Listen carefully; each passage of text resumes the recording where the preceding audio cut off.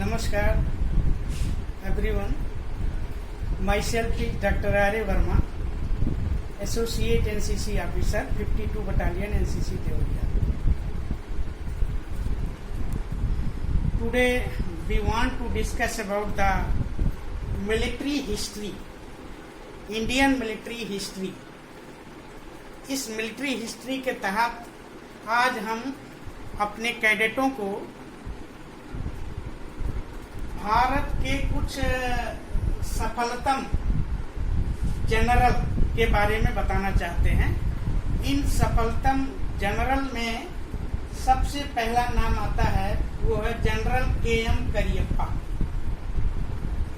ये general KM. Cariappa भारतीय सेना के इतिहास में एक अत्यंत ही सफलतम जनरल हुए।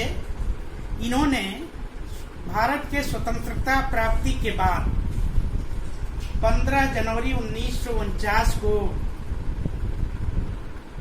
प्रथम आर्मी चीफ के रूप में ज्वाइन किया और तब से लेकर के आज तक इस दिवस को 15 जनवरी को आर्मी डे के रूप में मनाया जाता है।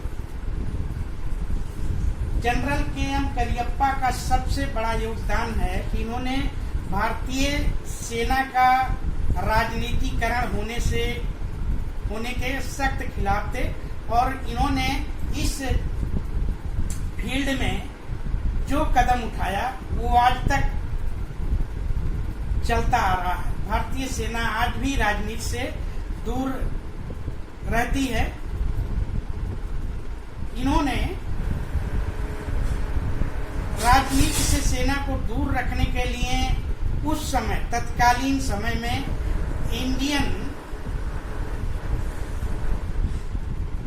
आईएनए के जो सैनिक थे, इंडियन नेशनल आर्मी के सैनिक जो थे, सुभाष चंद्र बोस ने जो सेना बनाई थी उसके जो सैनिक थे उनको भारतीय सेना में विलय का इन्होंने जोरदार विरोध किया और विलय होने से रोका। इनका मानना था कि यदि ये जो सेना बनी थी राजनीति से प्रेरित होकर के सेना बनाई गई थी स्वतंत्रता संग्राम के दौरान, यदि ये सेना के जवान भारतीय सेना में सम्मिलित किए जाएंगे तो भारतीय सेना में एक राजनीतिकरण होगा और ये राजनीति चलती रहेगी जो सेना के लिए उचित नहीं होगा। तो ऐसे में इन्होंने आईएनए के सेनानियों को भारतीय सेना में लेने से इनकार कर दिया और राजनीति को सेना से दूर रखा। दूसरा इनका महत्वपूर्ण योगदान है कि इन्होंने जम्मू कश्मीर के लेह क्षेत्र को इंडिया के अधीन लाने में महत्वपूर्ण भूमिका निभाई। इनका योगदान इस क्षेत्र में बहुत अहम है। इन्होंने लेह क्षेत्र में विदेशियों को बाहर निकालने में जो योगदान किया वो विस्मरणीय रहेगा। सेना के इतिहास में लोग सदैव याद करते रहेंगे। आज लेह भारत का एक अभिन्न अंग है, वो इन्हीं के सक्रिय प्रयास से संभव हो सका। General KM. करियप्पा हमेशा एक अनुशासन प्रिय जनरल थे। वो हमेशा सेना में अनुशासन को महत्व दिया और हमेशा एक सैनिक को अपनी डिग्निटी किस तरह से मेंटेन करना है इस पर उनका एक बड़ा सख्त स्टेटमेंट था। के.एम. करियप्पा हिंदुस्तानी कहलाने पर थोड़ा सा इनको पसंद नहीं आता था कि हम एक हिंदुस्तानी हैं, इसलिए लोग इनको प्रेम से ब्राउन साहब के नाम से जानते थे।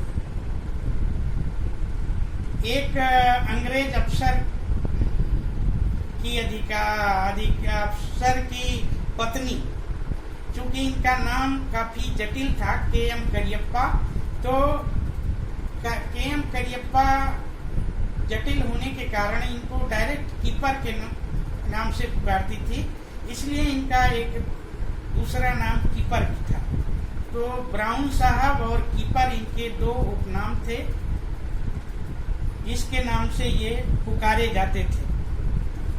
ये भारतीय सेना के किसी भी संसाधन का निजी इस्तेमाल का घोर विरोध करते थे। एक महत्वपूर्ण उदाहरण इस संदर्भ में है कि एक बार इनका जो बेटा था वो विद्यालय में पढ़ा करता था। जो गाड़ी विद्यालय में उनके बच्चे को लेकर जाती थी वो किन्हीं कारणों से खराब हो गई थी, तो इनके स्टाफ ने इनकी स्वयं की गाड़ी, जो सेना में इनको गाड़ी मिली हुई थी, उसको बेटे को लाने के लिए भेज दिया और बेटा चला आया। इनको पता नहीं चला। कुछ दिनों के बाद इनका बेटा एक दिन रात को डिनर कर रहा था और उसने चर्चा किया कि मैं उस गाड़ी पर आया, मुझको बहुत अच्छा लगा। तो इनको जब जानकारी हुई कि ये गाड़ी जो सेना की है ये निजी कार्यों के लिए इस्तेमाल हुई, तो अपने स्टाफ को इन्होंने बहुत डांटा फटकारा और उन्होंने बच्चे को विद्यालय से घर लाने में जो किराया लगता था वो किराया अपनी सैलरी से कटवा करके जमा कराया। तो इस प्रकार से ये हमेशा सेना के संसाधनों का निजी इस्तेमाल के सख्त खिलाफ थे। ये नहीं चाहते थे कि कोई भी सेना का सामान अपने निजी हित के लिए प्रयोग किया जाए। 1965 में पाकिस्तान युद्ध के दौरान इनका अपना खुद का बेटा करियप्पा एक फाइटर प्लेन का पायलट था और ये फाइटर प्लेन किन्हीं कारणों से खराब होकर के पाकिस्तानी क्षेत्र में जाकर के उतरा। पाकिस्तानी सेना के लोग इनको गिरफ्तार कर लिए। इनका बेटा बताया कि हमारे जनरल के.एम. करियप्पा भारत के आर्मी चीफ हमारे पिता हैं। तो वहाँ के जो आर्मी चीफ हैं उनको बहुत प्रमुखता दिए और तुरंत वहाँ के राष्ट्रपति थे जनरल अयूब खान, जो किसी समय में अंग्रेजों के काल में के.एम. करियप्पा के नीचे अधिकारी के रूप में काम किए थे। उन्होंने तत्काल ऑल इंडिया रेडियो से जनरल के.एम. करियप्पा से कराई और उन्होंने कहा कि यदि आपकी आज्ञा हो तो इनको तत्काल 24 घंटे के अंदर पाकिस्तान से इंडिया भेज दिया जाएगा। उन्होंने कहा नहीं, ये हमारा बेटा है, जो अन्य बंदी हैं आपके यहाँ वो भी हमारे बेटे हैं, इसलिए आप अपने नियम के अनुसार जब सभी भारतीय बंदियों को छोड़ेंगे तभी हमारे बेटे को छोड़ना। तो इस प्रकार से उन्होंने कहा करके अयूब खान जो वहाँ के राष्ट्रपति हैं उनको एक बहुत जोरदार जवाब दिया और इस प्रकार से के.एम. करियप्पा जो भारतीय सेना के पहले सफलतम आर्मी चीफ रह चुके हैं, उन्होंने सेना में काफी बदलाव किया, सेना के ड्रेस पर बहुत ध्यान दिया, सेना की डिग्निटी के लिए ध्यान दिया। कहते हैं कि ये अपने वेशभूषा पर विशेष ध्यान देते थे। ये जब रात को डिनर के लिए जाते थे तो अपना एक नया पोशाक तैयार किए थे जिसको हमेशा पहनते थे। ये काले रंग के कपड़ा हुआ करता था, सूट बूट और टाई लगा करके रात को ये डिनर पे जाते थे और ये चाहते थे कि जो भी गेस्ट इनके साथ डिनर पे आए वो भी उसी तरीके से डिग्निटी मेंटेन करते हुए सूट बूट में आकर के और डिनर करे। कोई विदेशी, कोई विशेष गेस्ट इनके साथ आया था डिनर के लिए और वो प्रॉपर ड्रेस में नहीं था। इन्होंने ठंडी का बहाना दिला करके कोट उसको पहना करके तब डिनर पर खाने के लिए बैठाया। इसी तरीके से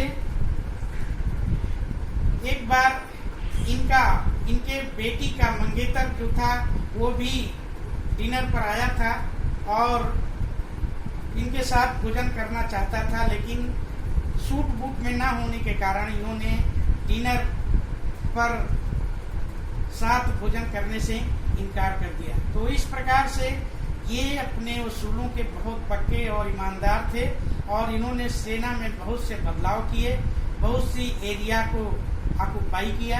आज भी इंडियन मिलिट्री हिस्ट्री में इनका नाम बड़े सम्मान के साथ लिया जाता है। ये आर्मी चीफ थे जिन्होंने परिवार नियोजन को विशेष महत्व देने की बात की और कहा कि प्रत्येक भारतीय को 2 बच्चे पैदा करना चाहिए, एक बच्चे को स्वयं अपने लिए रखना चाहिए और दूसरे को आर्मी के लिए दे देना चाहिए। तो इस प्रकार से परिवार नियोजन के साथ साथ भारतीयों को ये सलाह दे रहे थे कि आप अपने परिवार के सदस्य को हमेशा देश की सुरक्षा के लिए समर्पित करते रहें। तो इस प्रकार से इनका भारतीय सेना में बहुत बड़ा योगदान है और इसी तरीके के अन्य जनरल भी हुए हैं जो बहुत अच्छा कार्य किए हैं। नेक्स्ट डे हम अन्य सफल जनरल के बारे में चर्चा करेंगे। Thank you.